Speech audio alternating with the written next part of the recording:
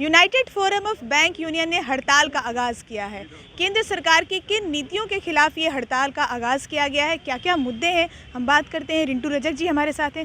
रिंटू जी, आप तमाम पदाधिकारियों के साथ खड़े हैं। पहले से भी कुछ मुद्दे थे जिसमें से कुछ सॉल्व हो गए थे। अभी वर्तमान में जो ये 2 दिन की स्ट्राइक है, क्या कहना चाहते हैं, क्या डिमांड है केंद्र सरकार से? मैडम, मैं आपको बताना चाहता हूं कि ये जो हमारी 2 दिन की प्रस्तावित हड़ताल है, इस हड़ताल में हम अपनी वेतन वृद्धि के लिए नहीं खड़े हैं यहाँ। इस हड़ताल में हम बैंक कर्मियों ने अपनी सुविधा के लिए नहीं अपने खड़े हैं यहाँ। हम ये जनता को बताना चाहते हैं कि जो ये प्राइवेट के द्वारा ये हड़ताल अगर हो जाती है पूरी तरह से, तो इसके लिए सरकार ही दोषी होगी, ना कि बैंक कर्मी। हम 10 लाख बैंक कर्मी, अधिकारीगण, कर्मचारीगण पूरे देश में अपनी भी उचित मांगों को लेकर इस हड़ताल पर अड़े हुए हैं और ये सरकार को बताना चाहते हैं कि ये जो उनकी गलत नीति है, जिस तरह से उद्योगपतियों के हाथों में बैंक को बेचने का प्रयास किया जा रहा है, और ये जब बेच देंगे तो यही लोग जो है इस पैसे को लेकर ये विदेश भाग जाएंगे। मेहुल चोकसी, नीरव मोदी, विजय माल्या सरीखे लोग जो पैसा लेकर बैंक का भाग गए हैं। ये जनता की गाढ़ी कमाई है और इस गाढ़ी कमाई की सुरक्षा की जिम्मेदारी हम बैंकरों पर है। आप देखेंगे कि जिस तरह से सरकार का एजेंडा था कि 2 करोड़ नौकरियां प्रतिवर्ष दी जाएगी, हर एक अकाउंट में 15 लाख रुपए दिए जाएंगे, ये कहीं से भी अकाउंट में आज तक आया नहीं पैसा।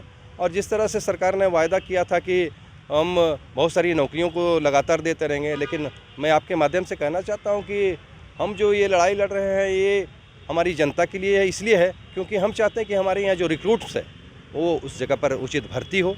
जिस तरह से सेल, भेल, आयुध कारखाने, BSNL, MTNL को बेचने का प्रयास किया जा रहा है और सभी राष्ट्रीयकृत एंटिटी को ख़त्म करने का प्रयास किया जा रहा है, तो मुझे लगता है कि कहीं ना कहीं इसमें सरकार और उद्योगपति की साजिश है और ये लोग लगातार जो इस तरह का सरकारी की जो संस्थान है उनको बेचने का काम कर रहे हैं। और इससे क्या होता है कि आम जनता तक जो है बैंकिंग नहीं पहुंच पाएगी। जिस तरह से लगातार हम लोग बैंकरों ने अपनी 2 साल तक सेवाएं दी है और इस बीच हमारे बहुत सारे साथी जो है आज हमारे बीच नहीं है, तो सरकार को ये समझना होगा कि जो लगातार हम लोग कोरोना काल में भी अपनी सेवाएं दी हैं और अपनी उचित मांगों को लेकर खड़े हैं, कहीं से भी ये नाजायज़ नहीं है। क्या करेंगे अगर मान लीजिए निजीकरण नहीं बंद होता है या जो भी आपके तमाम अन्य मुद्दे हैं उसको लेकर सरकार, क्योंकि पिछली बार तो सरकार सुनी थी, तो क्या आप लोगों की रणनीति क्या रहेगी आगे? अब हम जो है जनता को जोड़ रहे हैं और जनता के बीच में जाके अपनी बातों को रख रहे हैं। ये उनके इंटरेस्ट की बात है। हम बताना चाहते हैं कि DICGC क्लेम के तहत मात्र 5 लाख रुपये उनको मिलेंगे। जिस तरह प्रधानमंत्री का स्टेटमेंट 2 दिन पहले आया, आपकी ज़िंदगी भर की गाढ़ी कमाई जो बैंकों में जमा है, अब वो दिवालिया हो जाती है प्राइवेट हाथों के जाने के बाद में, तो मात्र 5 लाख रुपया उनकी देनदारी होगी।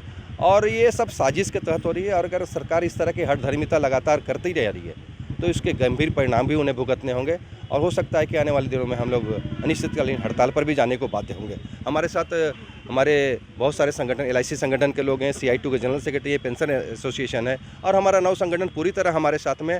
और हम आपके माध्यम से सरकार को ये बताना चाहते हैं कि हमारी मांगों को, जो उचित मांगे हैं, उसे माननी चाहिए।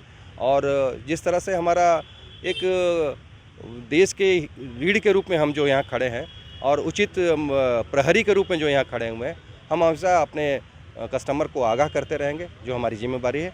हम आपके माध्यम से ये सरकार को बताना चाहेंगे। तो ये थे यूनियन के पदाधिकारी जो ये बता रहे थे कि ये जो आंदोलन है ये रुकेगा नहीं, क्योंकि जो कुछ वो कहना चाहते हैं सरकार से, जो वो निजीकरण का विरोध कर रहे हैं या अन्य जो भी मुद्दे अभी वो बता रहे थे, कि अगर बातें नहीं सुनी गई तो ये आंदोलन आगे भी बढ़ेगा। क्योंकि ये सारे जो संस्थाएं हैं, ये जो बैंक है, LIC है, अन्य तमाम संस्थान जो है ये लाभ में चल रहे हैं, उसके बाद भी इनको निजी हाथों में बेचने की जो ये साजिश चल रही है उसके खिलाफ ये गोलबंद है।